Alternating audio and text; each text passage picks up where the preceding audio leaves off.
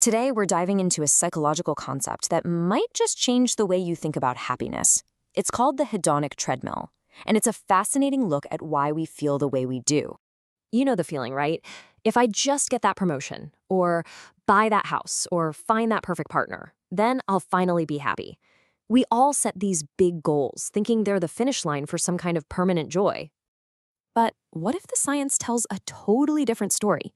What if all that chasing, all that hard work, doesn't actually move the needle on our long-term happiness the way we think it will? Let's get into it.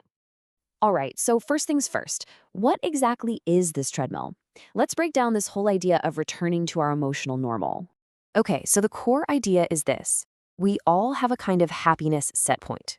Think of it like a personal baseline. No matter what happens, amazing things, terrible things, we have this tendency to just drift back to that baseline over time. This concept actually goes way back to researchers Brickman and Campbell in 1971. And that's where the treadmill metaphor comes in, and it's brilliant. Imagine you get a big raise at work. Awesome, you get this jolt of joy, right? It's like you're running faster on the treadmill. But pretty soon that new salary just becomes your new normal. The treadmill speed just adjusts, and you're right back where you started, emotionally speaking. Your baseline happiness, it hasn't really budged. Okay, but look, that's all just a theory, right?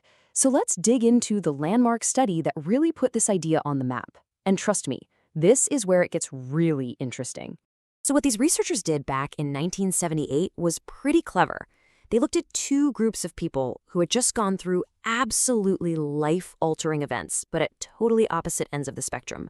And they wanted to see how did these huge changes affect their happiness compared to just regular folks. So who do you think was happier in the long run? I mean, it seems obvious, doesn't it? One group wins a ton of money, the other suffers a devastating injury. The lottery winners have to be happier for the rest of their lives, right? Well, the results were an absolute bombshell. That initial burst of joy for the lottery winners, it faded. And the accident victims, after that first terrible drop, they started to adapt. In fact, when asked about their future happiness, they were surprisingly optimistic.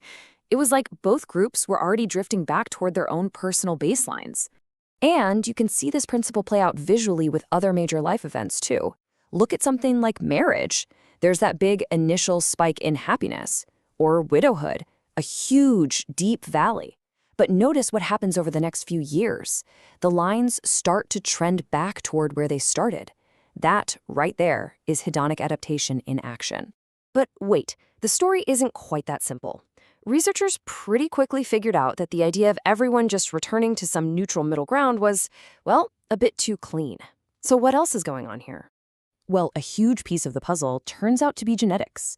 A really famous study on twins suggested that almost half, 50%, of our happiness set point is just baked into our DNA. It's our natural predisposition. But that leaves a whole other 50% that's not. And that other half is where things get really complex. Our personality traits are a huge factor. Some people are just naturally more prone to feel good. Then there's our brain's negativity bias, how one bad thing can totally outweigh 10 good things. That plays a role. And newer research shows that some events, like a severe long-term disability, actually can permanently shift our baseline. So the treadmill isn't totally unbreakable. So this all leads to the big question, the one that really matters. Are we just stuck on this thing, or can we actually do something to influence our own happiness? The answer seems to be a little bit of both. It's humbling, but it's also pretty hopeful. The research suggests we can't just hop off the treadmill entirely. But, and this is the key, we might be able to influence its speed and its incline. We can change how we run. There's this great quote from some of the leading researchers that just nails it. Change your actions, not your circumstances. See, what the science shows is that trying to get happier by changing our circumstances, more money, a bigger house, it's usually a losing game because we just adapt. Real, lasting change comes from changing our actions, our intentional, day-to-day practices. So what kind of actions actually work? Well, one study found that people who focus on what they called non-zero-sum goals do better. Basically, goals that benefit others as well as yourself. Things like family and altruism. And here's the kicker.